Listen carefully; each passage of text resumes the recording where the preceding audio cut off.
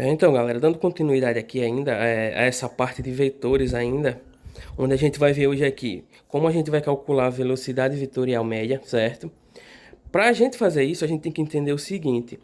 Em vídeos passados eu disse que a partir dessa expressão ou dessa outra expressão aqui, a gente conseguiria encontrar aí o módulo da velocidade escalar média, certo?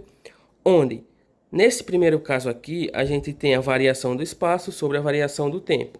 Já nessa outra expressão aqui, a gente tem a distância percorrida sobre a variação do tempo. E ambas aqui, essas expressões, elas vão nos dar aí a velocidade escalar média, certo? O que vai definir qual dessas duas aqui nós vamos usar vai ser exatamente o formato da trajetória e o que o enunciado da questão está pedindo para a gente, certo? Em alguns casos, esse ΔS ele pode ser igual a essa distância percorrida. E a gente pode generalizar e sempre estar usando essa primeira aqui. Mas nem sempre isso vai ocorrer.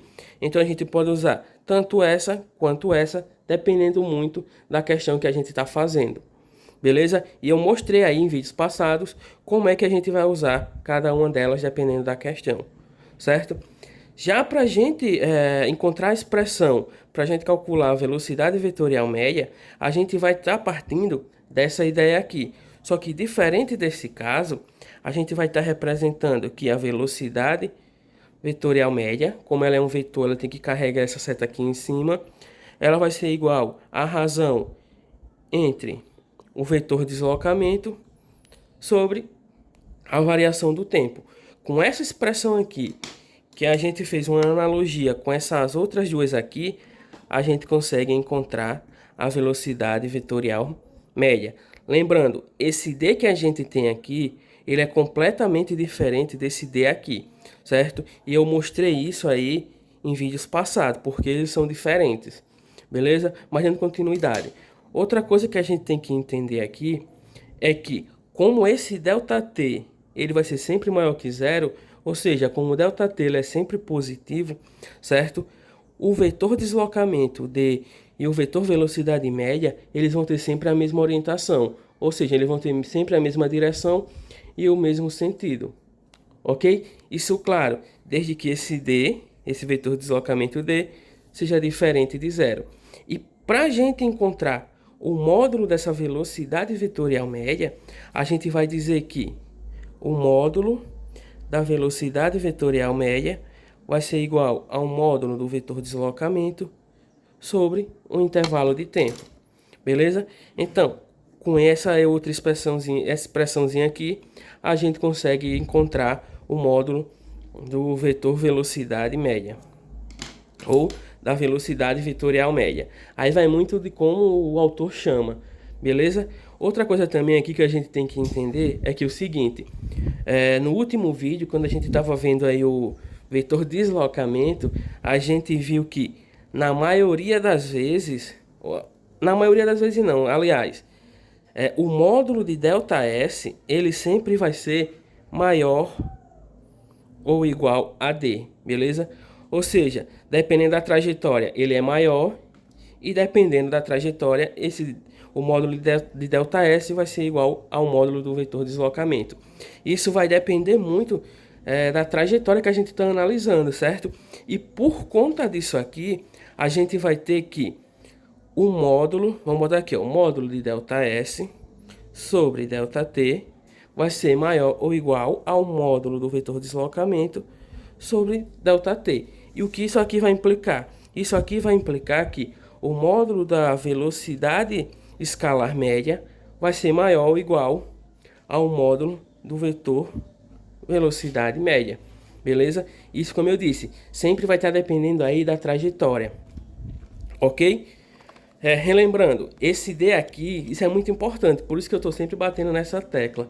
A gente sempre tem que lembrar disso, que esse D e esse outro D aqui, eles são coisas diferentes. Aqui é a distância percorrida e aqui é o vetor deslocamento, certo? Isso aqui depende de toda a trajetória, já esse outro D aqui, ó, certo?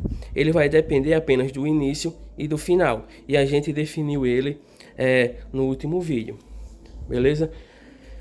Vamos lá. Agora aqui a gente vai ver o seguinte, a velocidade vetorial instantânea, certo?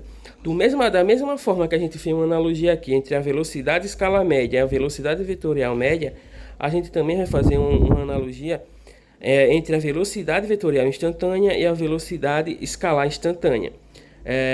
Lá no início, quando eu estava fazendo os primeiros vídeos, a gente definiu que a velocidade escalar instantânea vai ser o limite de ΔT tendendo a zero, certo?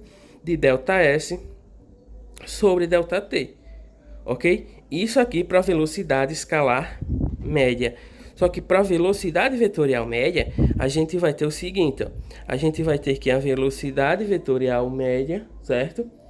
Ou apenas velocidade vetorial, ou velocidade instantânea, vai ser igual ao limite de ΔT tendendo a zero do vetor deslocamento sobre ΔT. Para a gente usar esse tipo de fazer esse tipo de análise aqui em certas questões, a gente tem que ter um certo conhecimento da parte do cálculo diferencial integral, que nesse caso aqui a gente não vai estar usando, porque a gente está fazendo uma análise aqui da física em nível médio. E o cálculo diferencial integral, a gente usa ele no ensino superior. Beleza? Então, a gente não vai estar abordando muito sobre velocidade vetorial instantânea. A gente vai só chegar a equação, que é essa daqui, e dizer para que serve. Beleza? Então, vamos lá, vamos dar continuidade.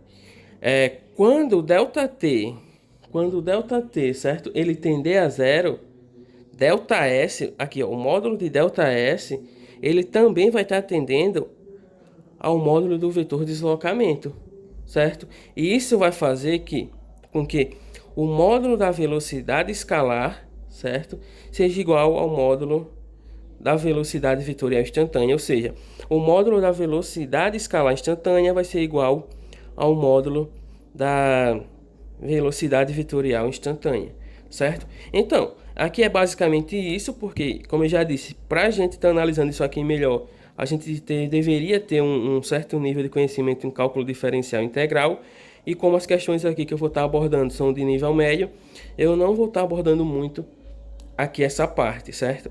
Só que o que é que a gente vai ver aqui agora? Nós temos aqui alguns casos particulares, que são dois casos, no caso, certo? Um caso onde a gente tem uma trajetória retilínea e um outro onde a gente tem uma trajetória circular, ok? Nesse primeiro caso aqui, com que a gente tem uma trajetória retilínea, a gente vai ter que a velocidade vetorial, ela vai apresentar a mesma direção e o mesmo sentido aqui da trajetória, beleza?